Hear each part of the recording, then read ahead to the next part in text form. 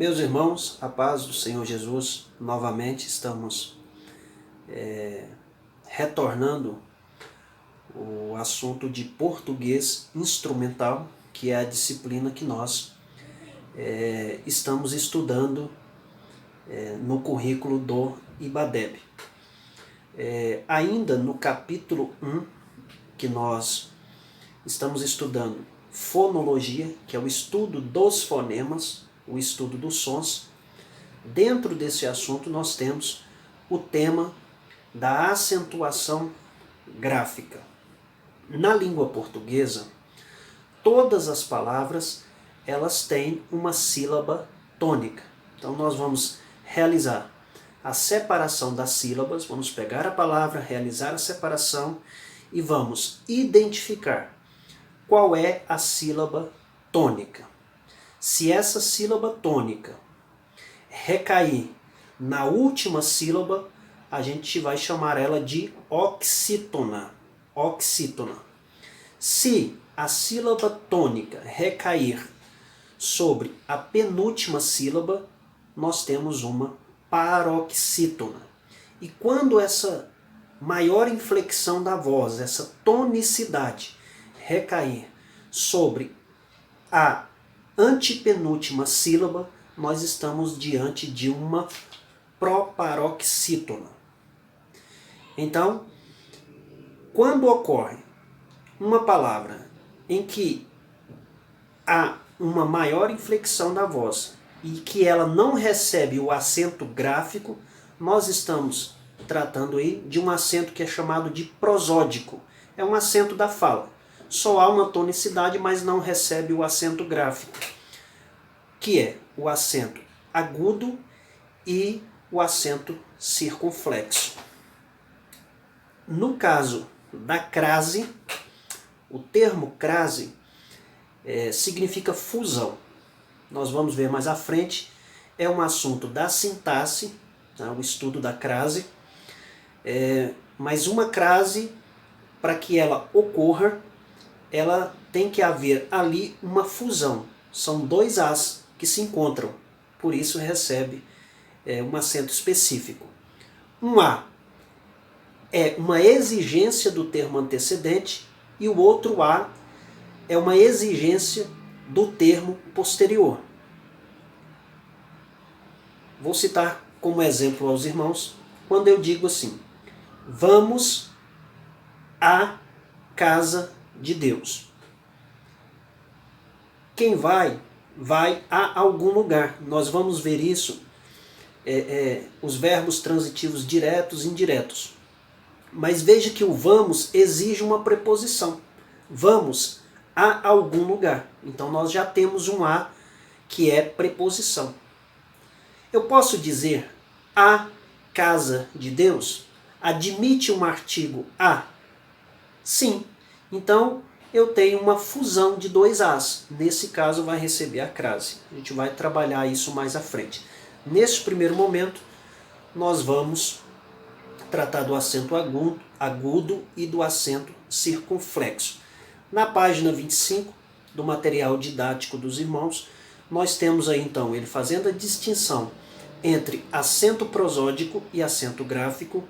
Ele vai tratar das proparoxítonas, que é quando essa maior inflexão da voz recai sobre a antepenúltima sílaba.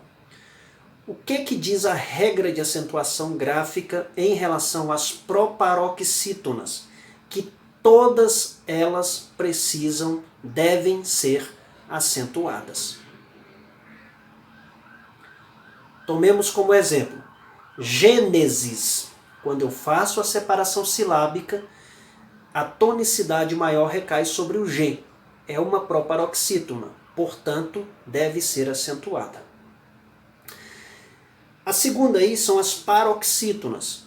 E aí você tem essa maior inflexão da voz recaindo sobre a penúltima sílaba.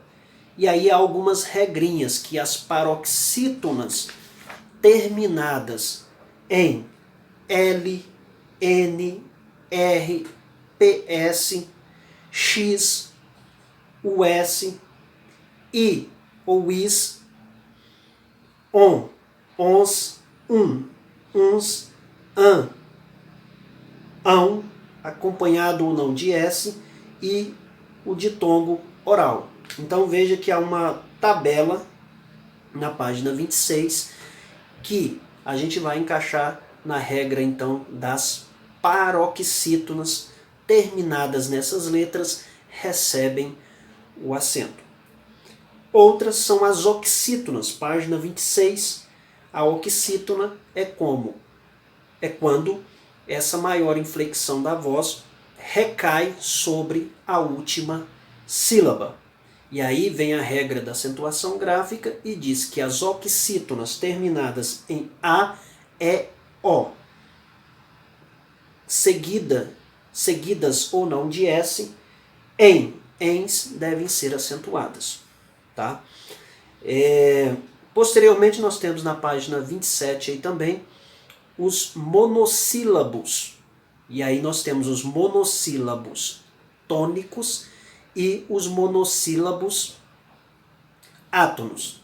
Tônicos quando eu tenho uma maior inflexão da voz. A regra diz que os monossílabos tônicos devem ser acentuados. Exemplo: fé, pé, pó, lá. Então, deve ser acentuado.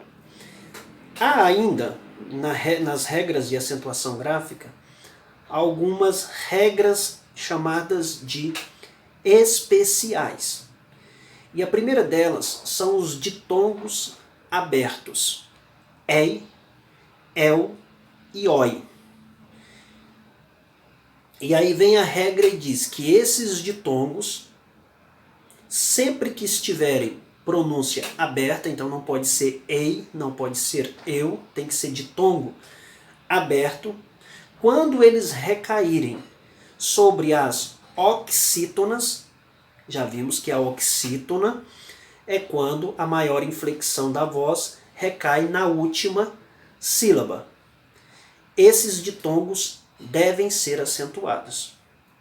Então, quando eu digo troféu, eu faço a separação silábica e o fel ficou como oxítona. A tonicidade recai sobre essa sílaba e você tem o ditongo aberto el, recebe acento. Anteriormente, antes da reforma ortográfica, tanto se fosse oxítona quanto se fosse paroxítona, recebia o acento.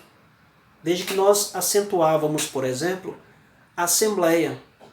Quando eu separo assembleia, eu tenho a, se, blei, ya. O blei é uma paroxítona, só que a regra diz que vai receber acento quando recai sobre as oxítonas e não sobre as paroxítonas. Portanto, hoje nós não acentuamos a palavra assembleia, porque o ditongo aberto ele é uma paroxítona e não uma oxítona. Na página 27 você tem então uma explicitação aí dos ditongos abertos, que é uma das regras especiais. A outra é colocada na página 28, são os hiatos.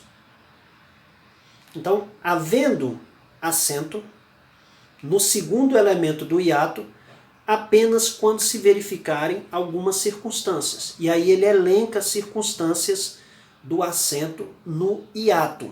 Ele diz, olha, quando o segundo elemento for i ou u, quando eu digo sa, u, di, veja que eu tenho um hiato, uma separação entre o a e o u. Esse u, ele está recebendo a tonicidade, ele está separado, então ele receberá o acento. Nós temos um hiato.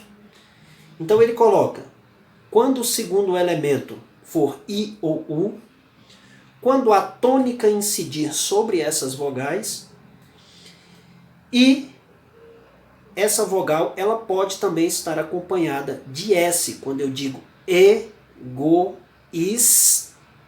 Então admite também o acento agudo, o I acompanhado de S nesse caso. A única exceção aí que não ocorre é quando esse I está separado, mas a sílaba última você tem o dígrafo consonantal, que é o NH. Quando eu digo ra, in, nha. Quando eu separo o I do NH, nesse caso é uma exceção, não recebe acento. Então vejam que, se nós sabemos distinguir a tonicidade da palavra, sabemos que todas as paroxítonas precisam ser acentuadas. As paroxítonas, você tem algumas terminações que justificam o acento, e da mesma forma as oxítonas e as regras especiais. Sabendo isso, a gente consegue acentuar as palavras.